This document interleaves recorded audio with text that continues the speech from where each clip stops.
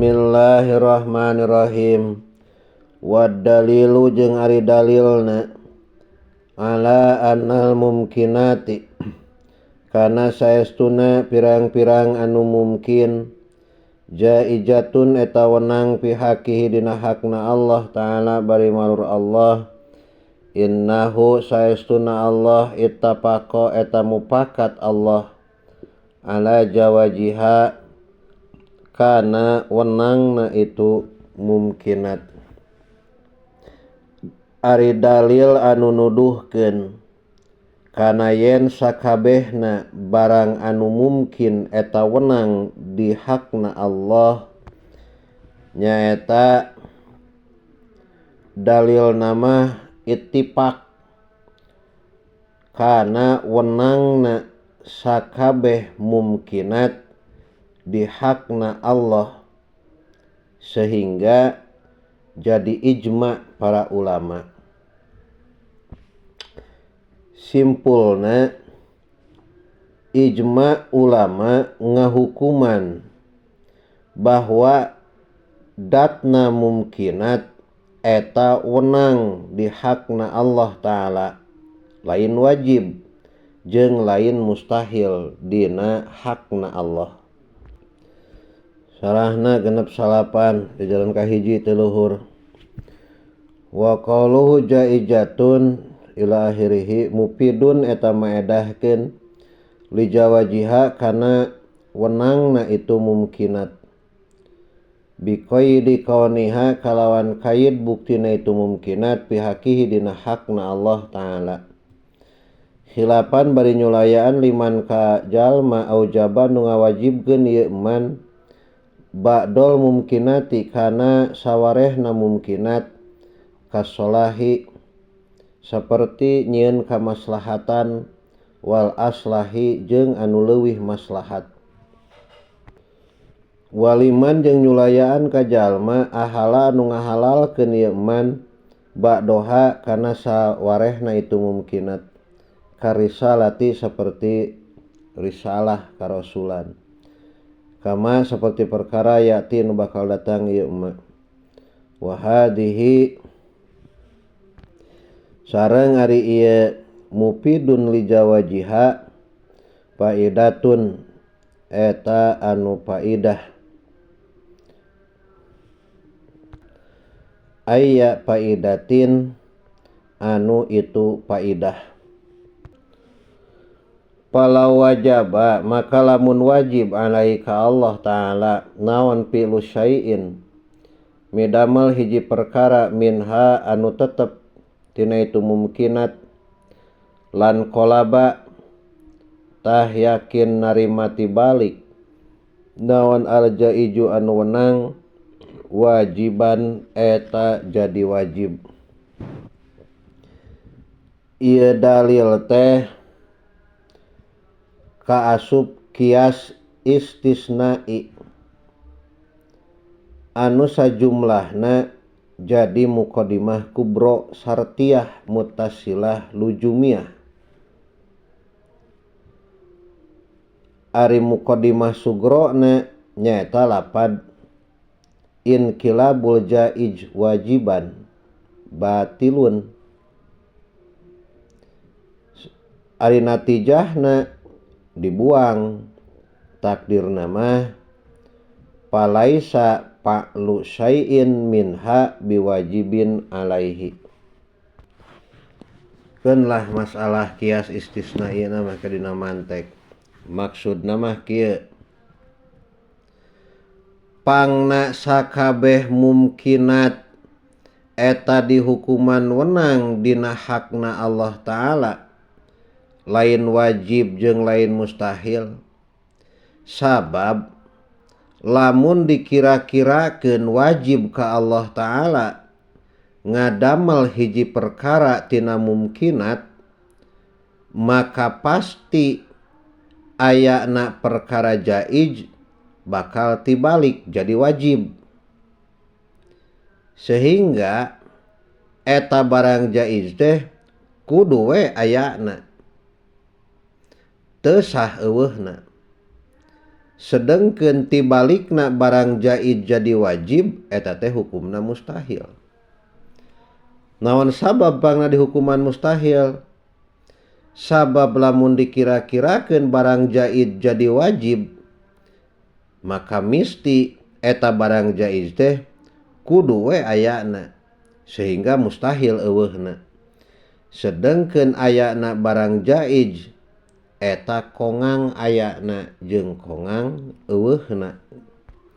Ayeuna samang-samangsa barang jaiz eta kongang ayana jeung eueuhna, maka mustahil barang jaiz tibalik jadi wajib.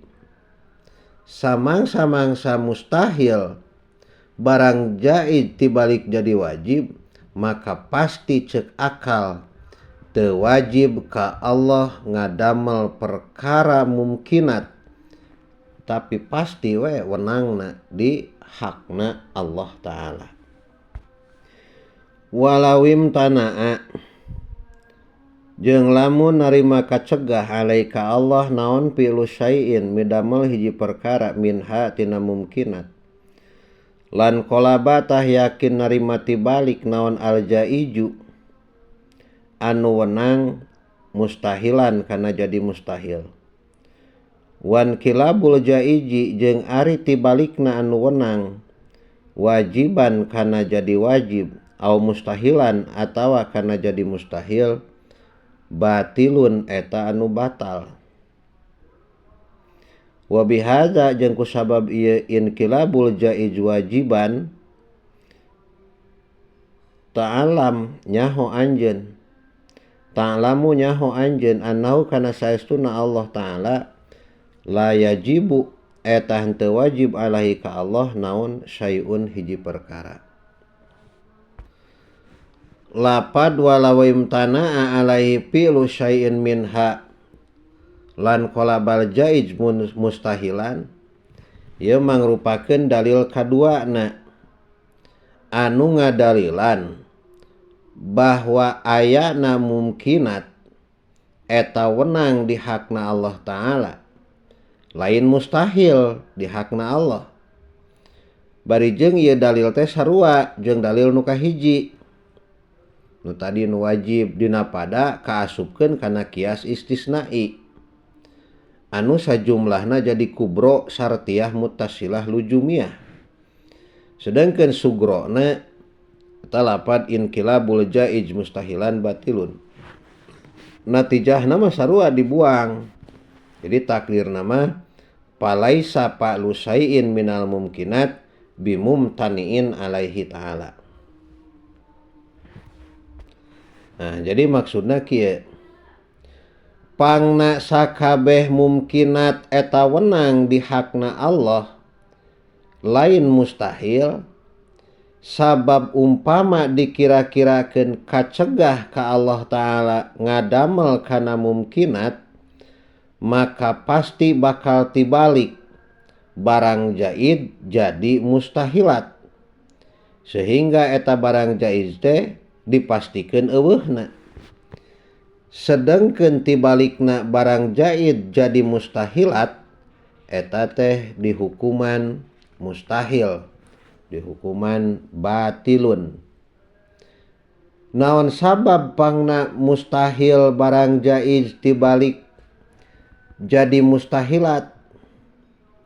Sabab umpama dikira-kirakeun barang jaiz tibalik jadi mustahilat, maka pasti eta barang jaiz dipastikeun eueuhna, sehingga mustahil ayana.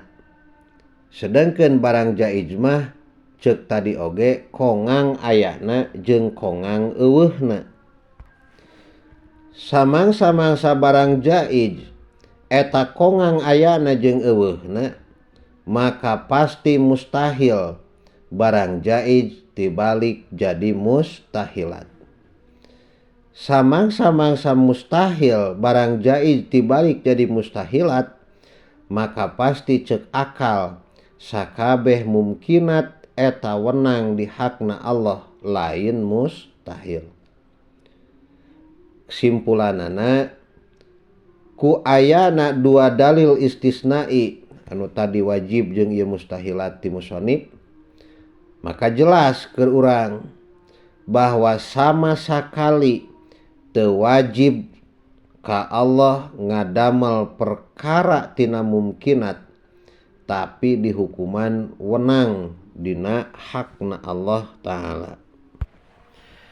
Khilafan bari nyulayaan dil mu'tazilati ka kaum mu'tazilah biqaulihim dina ucapanana itu mu'tazilah, innallaha saestuna Allah Ta'ala bari maru Allah yajibu eta wajib alaika Allah naon ayyaf'ala yen midamel Allah as-salaha kana kamaslahatan bil abdi kahiji hamba, payajibu maka wajib alaika Allah Ta'ala bari malur Allah naon ayyarzuqo yen ngarizkian Allahu ka itu abdu, wa hadza jeung ari ieu kaul mu'tazilah zurun eta dosa alaihi ka Allah Ta'ala bari malur Allah, wa kidbun jeung bohong tanajjaha maha bersih saha Allah Gusti Allah andalika tina itu yajibu alaihi ayyaf ala sholah. Ieu kaul nu tadi ieu teh sulaya ka kaum mu'tazilah, sabab ceuk mu'tazilah mah Allah wajib ngadamel sholah jeung aslah, Allah wajib ngadamel kamaslahatan jeung anu leuwih maslahat ka hambana. Kulantaran mu'tazilah nekadkeun bahwa wajib ka Allah Ta'ala ngadamel sholah jeung aslah ka hambana, maka ceuk mu'tazilah mah Allah wajib kudu ngarizkian ka hambana. Ngan menurut ahlus sunnah wal jamaah eta pendapat eta omongan mu'tazilah teh kaasupkeun kana omongan anu bohong, tegasna mah kaasup kana patekadan anu batal. Naon sababna? Sabab sulaya jeung buktina. Tingali halaman jajaran kasalapan ti luhur. Aya waqad waqa'at al munadoratu, waqad waqa'at jeung nyata tumiba naon al munadoratu silih bantah fi hadhil mas'alati dina ieu masalah bainal asy'ari antara kaum asy'ari wal jabai jeung Abu Ali al Jabai pingpinan mu'tazilah. Faqala jadi nu kudu dipaham teh Imam Asy'ari teh asalna murid Wasil bin Atha. Ari Wasil bin Atha eta teh pendiri Mu'tazilah. Faqala maka ngucap saha al Asy'ari bangsa Asy'ari, ma kana naon takulu berpendapat anjeun fi salasati ashosin di tilu pirang-pirang jalma mata anu maot saha ahaduhum salah sahijina ieu ashos qoblal bulugi dina samemeh baleg, wasani jeung ari nu kaduana ari anu maot kadua ba'dal bulugi dina sabada maot kafiron bari kafir, wasalisu jeung maot anu katilu ba'dal bulugi dina sabada baleg mukminan bari iman. Faqala maka ngajawab saha al Jabai, amma sogiru anapun ari budak leutik papil jannati tah eta tetep di surga, wa amal kabiru jeung anapun ari nu dewasa al kafiru anu kafir papinari tah eta tetep dina neraka, wa amal kabiru jeung anapun ari nu dewasa al mukminu anu iman papi darajati tah eta tetep dina pirang-pirang darajat al ula anu luhur. Faqala maka nyarita saha al Asy'ari, ma eta naon balus sogiri ari tingkahna budak leutik, kosuro anu pendek naon bihi itu sogir andarajatil kabiri tina darajatna anu dewasa al mukmini anu iman. Faqala saha al jabai li annahu karna saestuna itu sogir lam ya'mal eta teu amal sogir qadro amalihi kalawan ukuran amalna itu kabir. Faqala saha al as'ari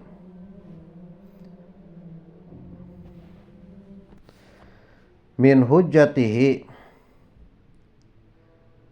eta tetap tina hujahna itu sogir ala madhabikum netepan madhab aranjeun kabeh ayakula arian ngomong sogir ya Rabbi hai pangeran abdi kana bukti naon al aslahu anu leuwih maslahat fi haqqi dina hakna abdi ang tabqa eta yen netepkeun Gusti ni ka abdi hayati bari hirup abdi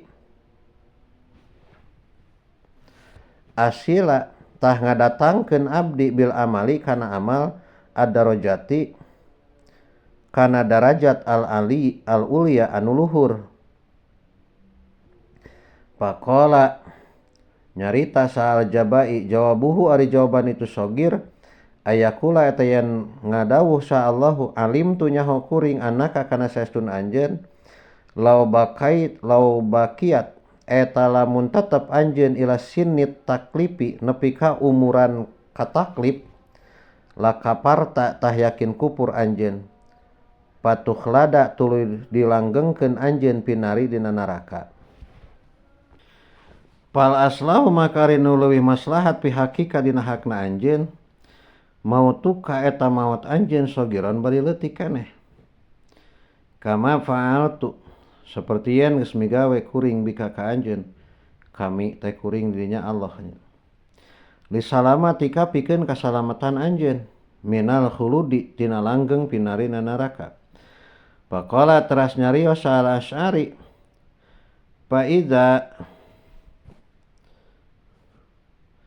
maka di mana faida yaqulu maka di mana-mana nyarita sa asalisu anu maot katilu balwa goiruhu balik tajeng salian itu salis min bakiatil kufari tisasesana pirang-pirang kafir ya Rabbi hai pangeran abdi kungtu eta bukti abdi ardo eta ridho abdi mingkati Gusti bi adna martabatihi kalawan panghandapna martabat bi adna martabatin kalawan panghandapna martabat min hadhihi sobiyi tibatan ieu sobi lau ammata lamun ngamaotan Gusti ni ka abdi qabla taklipi dina samemeh kataklip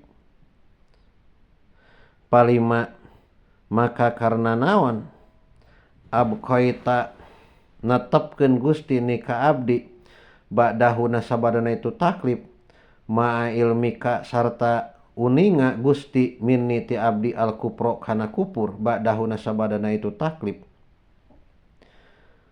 pabahat tuluy bingung saha al jubai Syekh Jubai faqala maka ngadawuh saha al Asy'ari waqopa cicing naon himarus saihi himarna guru himarna syekh pil akbati di jalan anu rumpil pil akobati di jalan anu rumpil jalan anu nanyak maksudna summa qala teras ngadawuh Allah Ta'ala tegasna lapad ang tuzana yen ditimbang naon ahkamu dil jalali pirang-pirang hukum anu ngabogaan kaagungan bimizanil i'tizali kalawan timbangan kaum tisoledat kaum mutajilah. Jadi cek Jubai teh jawaban ka budak leutik ieu lamun engke di akhirat gitu Allah lamun maneh nepikeun ka gede maka maneh teh bakal langgeng dina neraka matak dimaotan leutik keneh nah gitu. Saur Imam Asy'ari ke kelompok Asy'ari atuh lamun kitu mah cenah jalma kafir ngahujah kieu atuh Gusti padahal mah abdi ge darajat teh sahanapeun budak leutik eta we gitu lamun uninga Gusti abdi bade kafir mah nah atuh beuti kersakeun beuti jadikeun jalma kafir padahal Gusti uninga bahwa abdi teh bakal kafir. Tadi kitukeun Syekh Al-Jubai bingung teu bisa ngajawab, padahal manehna berpendapat bahwa Allah wajib ngadamel kana sholah jeung aslah kana nu leuwih maslahat, tapi buktina aya jelema dijadikeun kafir.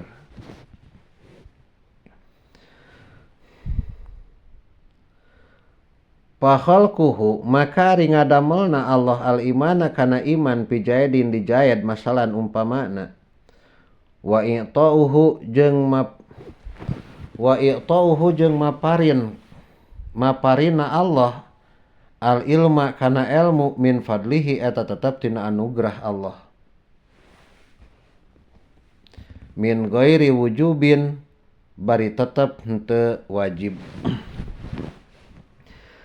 Kulantaran cek ahlu sunnah mah masalah ngadamelna Allah kana sholah jeung aslah ka hambana eta di hukuman wenang dina hakna Allah lain wajib, maka pasti ngadamelna Allah kana iman di sijaed umpamana jeung maparina Allah kana ilmu ka sijaed eta teh semata-mata ngan wungkul tina padolna Allah, ngan wungkul anugerah Allah nu dipaparinkeun ka sijaed lain wajib ka Allah. Mere ilmu atawa nyieun maslahat ka sijaed kumaha Allah we eta mah.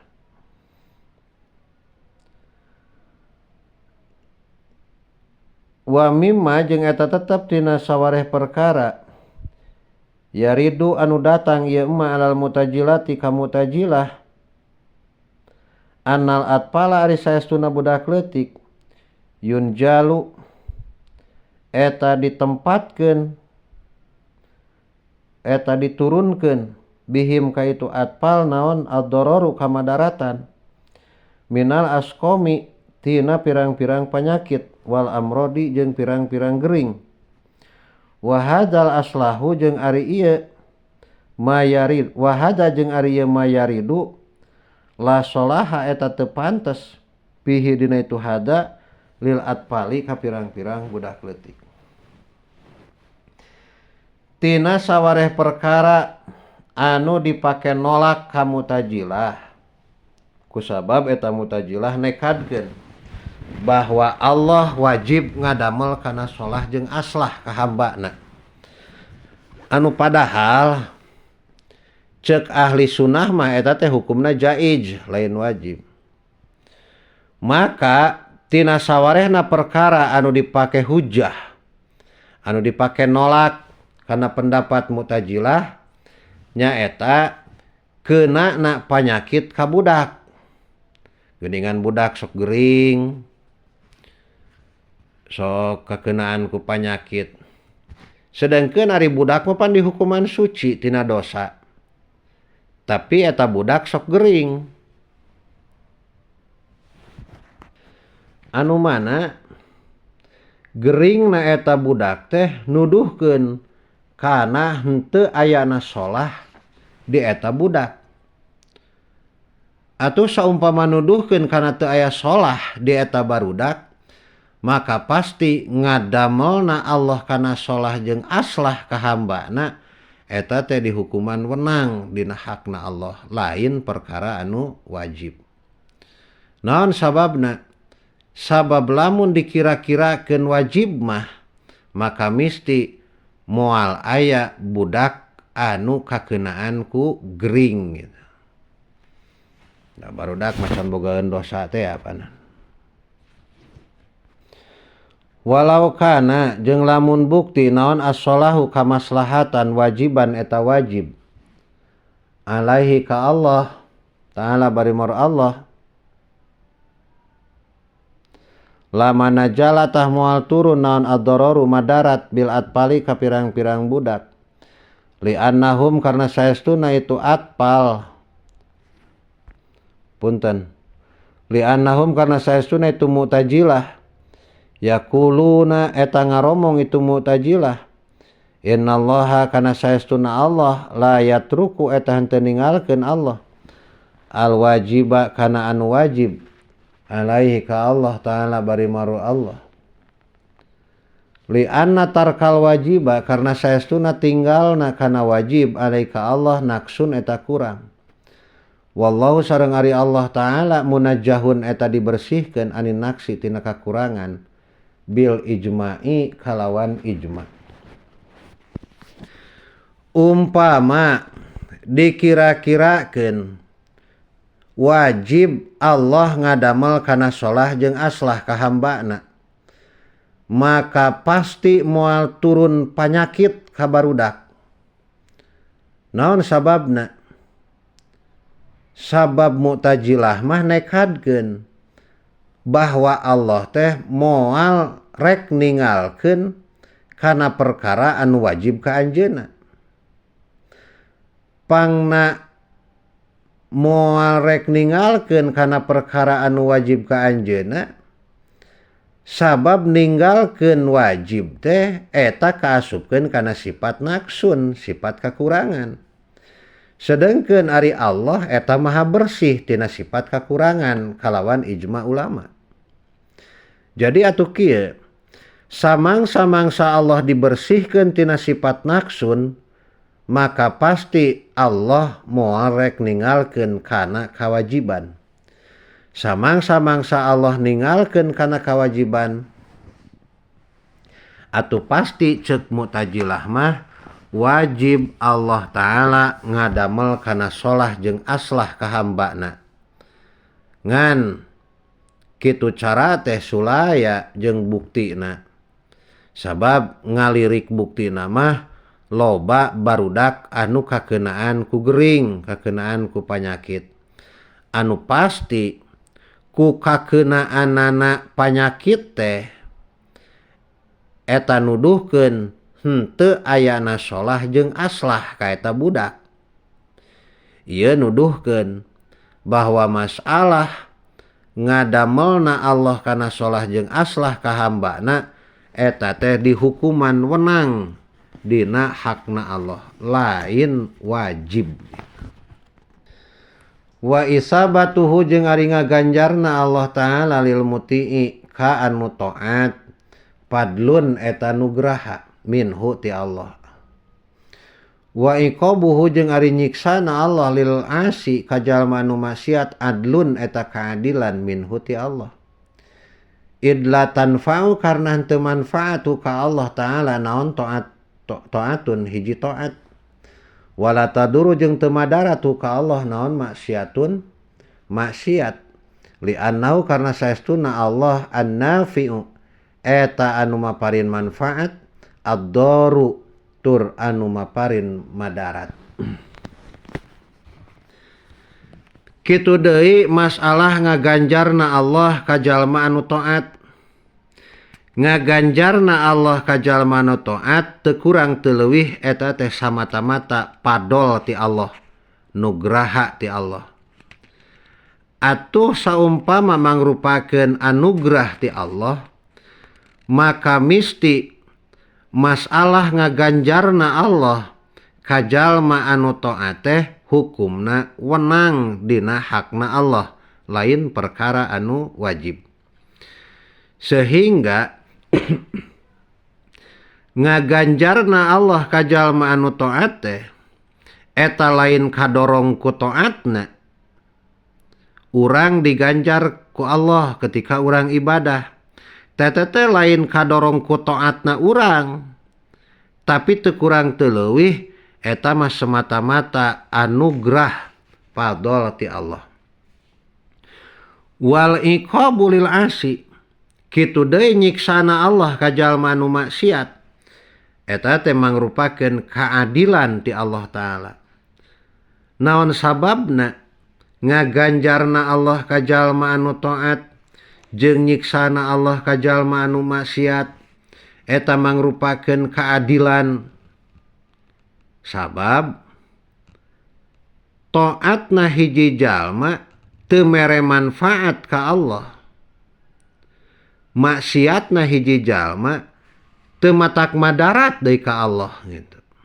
Sabab Allah mah dat an-nafi ad-daru dat anu maparin manfaat jeung anu maparin madarat gitu aya hubunganana. Rek taat heug rek maksiat sabodo teu aya manfaatna keur Allah. Manfaatna taat jeung maksiat, manfaatna taat bakal karasa ku jelemana, madaratna maksiat eta oge bakal karasa ku jelemana. Jajaran ka-8 jajaran ka-10 aya qaulu maksiatun. Wahia jeung ari maksiat khilafu taat eta sulayana taat. Wa yuradifu jeung ngamurodipan ha kana itu maksiat naon adzanbu dosa. Wal khati'atu jeung kasalahan. Wasayyi'atu jeung kagorengan. Wal jarimatu jeung dosa. Jadi maksiat teh sarua jeung danbu, khati'ah, sayyi'ah jeung jarimah. Eta keneh. Jajaran ka-12 ti luhur wa hukia ieu teh cerita atawa hikayat anu berkaitan bahwa Allah anu maparin manfaat, Allah anu maparin madarat gitu. Rek ngiatan eta hukia dihikayatkeun an sayyidina ti Gusti urang sadaya Musa tegasna Kangjeng Nabi Musa alaihi eta muga tetep ka Nabi Musa wa ala nabiyina sareng ka nabi urang sadaya afdhalus sholati ari pangutamana rahmat wassalamu sareng salam.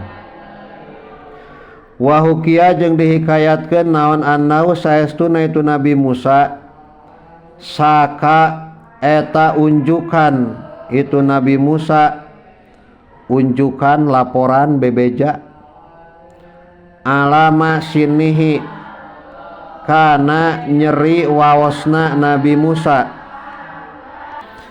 ilallahi ka Gusti Allah taala faqala maka ngadawuh Allah lahu kaitu Musa hud kudu nyokot anjeun alhasisata kana jukut alpulaniatu anu bangsa anu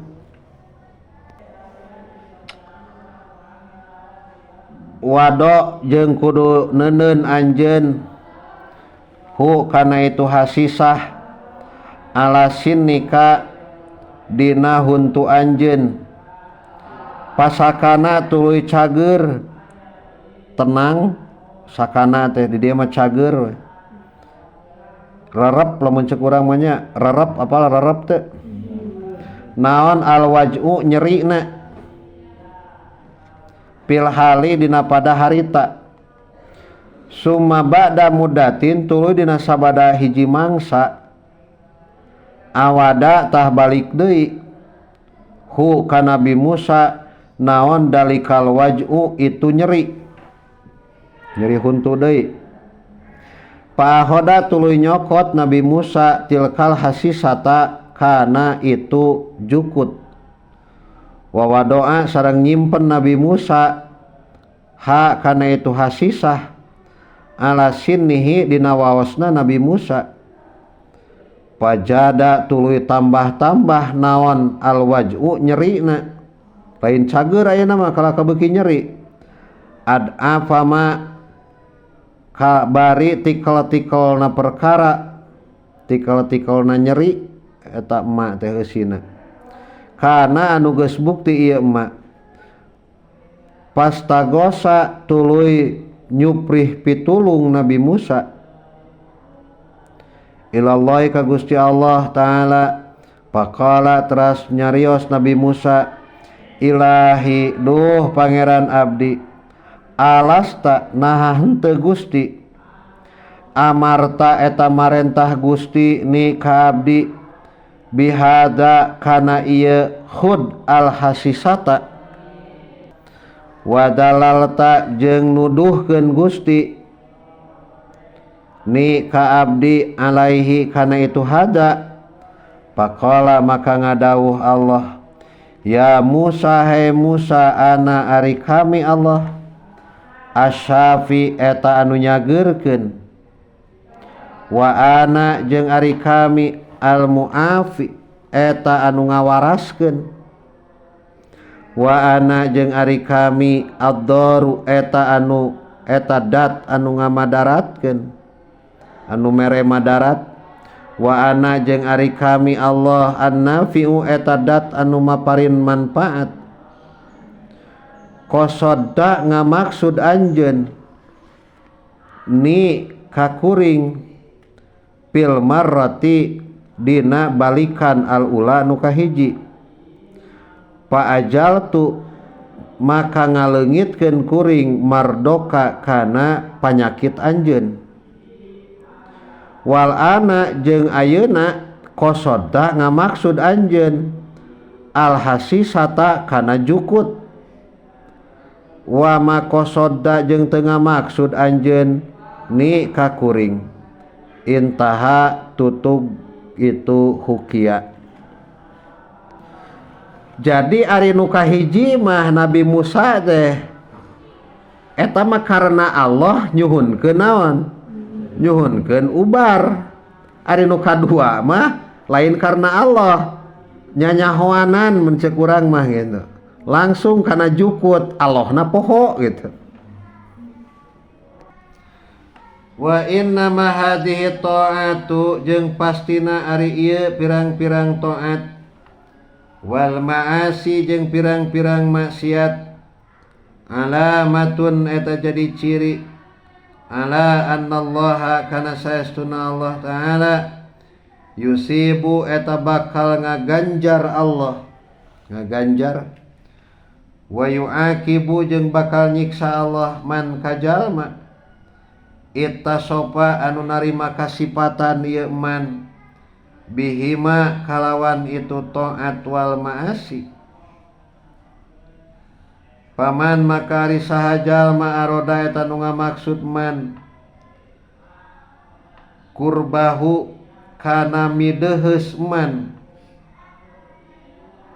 wafaqa tah maparin pitulung Allah maparin pitulung teh maparin taufik teh tah maparin pitulung Allahu ka man li taati kana taat wa man jeung ari sajalma aroda eta nu ngamaksud man khidlanahu kana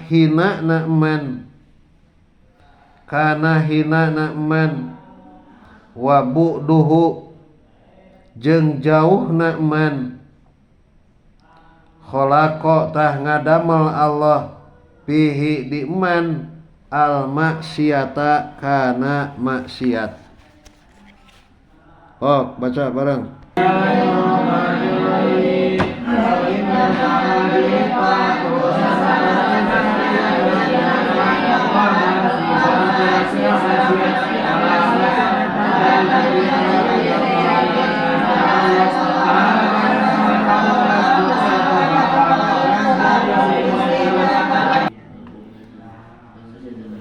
Masalah pirang-pirang taat jeung pirang-pirang maksiat.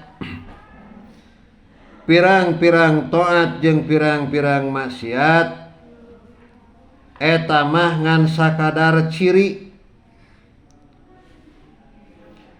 mangrupakeun alamat wungkul ciri wungkul bahwa Allah bakal ngaganjar ka jalma anu kasipatan ku taat. Ciri Allah bakal nyiksa ka jalma anu kasipatan ku maksiat. Kulantaran masalah taat jeung maksiat eta mangrupakeun ciri wungkul kana yen Allah bakal ngaganjar kanu taat jeung bakal nyiksa ka jalma anu maksiat, maka saha wae jalmana anu ngersakeun Allah ka eta jalma kana migawe deheus ka Allah, maka Allah bakal maparin taufik pikeun ngalakonan taat ka Gusti Allah. Aya we pamilih cek ente teh duha entong ta ente teh milih duha, ha eta teh Allah nyieun taufik ka ente gitu. Kitu deui saha jalma anu ngersakeun Allah ka eta jalma kana cilakana jeung jauhna tina rahmat Allah ka eta jalma, maka Allah ngadamel di eta jalma kana migawe maksiat. Tingali nasarahana qalu qurbahu ya sa'adatahu tegasna bagjana man bagjana jalma. Pal kurbu maka ari kurbu maknawiyun eta bangsa maknawi, la hisiyun lain bangsa hisi. Wa qauluhu khidlanahu wa huwa bi kasril kha kalawan kasroh na didut taufiki eta lalawanan taufik. Bahwa maka itu khidlan khalqu kudratil maksiati eta ngadamel kawasa kana maksiat pil abdi di hamba.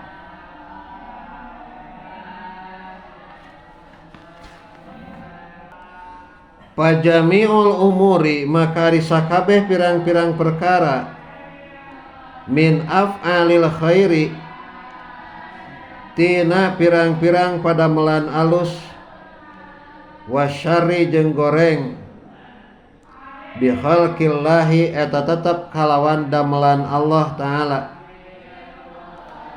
li annahu karna saestuna Allah taala kholaqo eta ngadamel Allah al abda ka hambana wama jeung kana perkara panjangna jeung ngadamel Allah kana perkara amila anu migawe hu kana ma saha al abdu hamba liqaulihi karna dawuhan Allah taala dikori karena dawan Allah azza wa jalla wallahu lapad wallahu ayat wallahu sareng ari Allah khalaqo eta ngadamel Allah kum karanjeun kabeh wama jeung ngadamel kana perkara tak maluna anu migawe aranjeun kabeh kana emak. Bismillahirrahmanirrahim.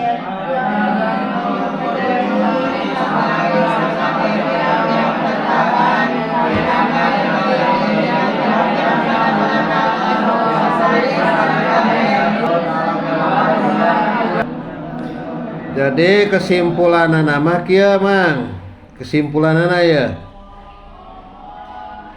bahwa sakabeh perkara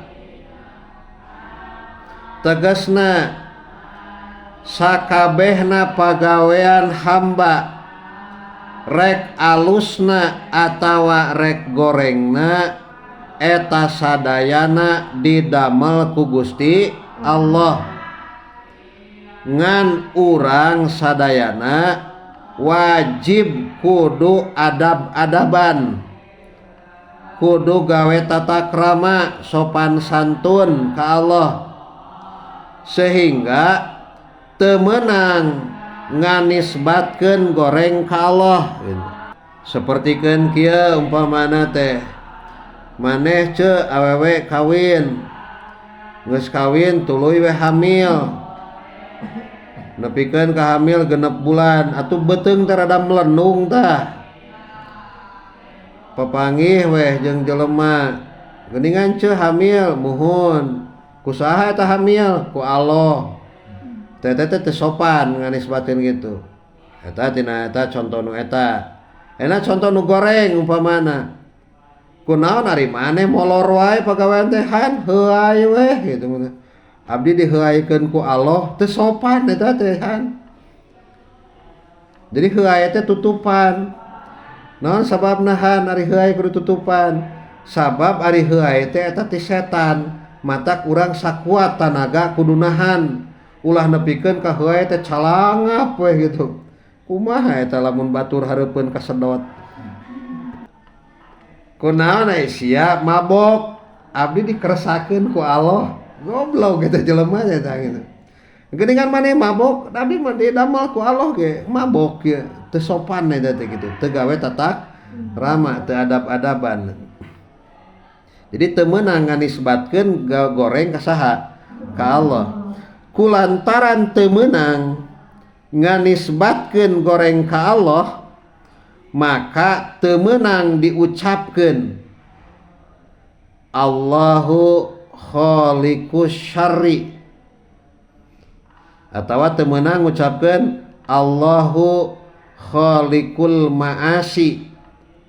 Hasigan nu tadi teh kunaon maneh mabok? Abdi mah dikeresakeun ku Allah, didamel ku Allah jadi jelema goreng. Abdi mah didamel ku Allah, dikeresakeun ku Allah jadi bangsat. Teu meunang eta ngomong kitu gitu. Naon sabab pangna sakabeh perkara didamel ku Allah? Sabab Allah geus ngadamel ka manusia, ka makhluk jeung Allah ngadamel kana sakabeh pagawean-pagawean manusia. Dawuh Allah, wallahu khalaqakum wa ma ta'malun. Allah nu ngadamel makhluk jeung Allah nu ngadamel kana pagawean-pagawean makhluk. Tinggal disarahna mah. Tuluykeun nu tadi. Eta dina kurung pajamiul umuri min afalin eta. Lakin laya juju tatapina teu meunang naon nisbatul qabihi nganisbatkeun goreng nisbat qabeh ilai ka Allah taala palaya juju maka teu meunang naon ayu qala yang diucapkeun naon lapad innahu saestuna Allah taala bari malur Allah khaliqus syarri eta dat anu ngadamel goreng teu meunang diomongkeun kitu. Wal ma'asi jeung pirang-pirang maksiat teu meunang.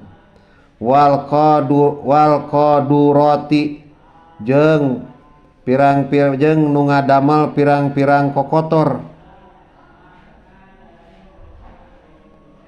Wal naon teh? Wa nahwi dalika jeung saumpamana itu sar ileh. Monyet nih.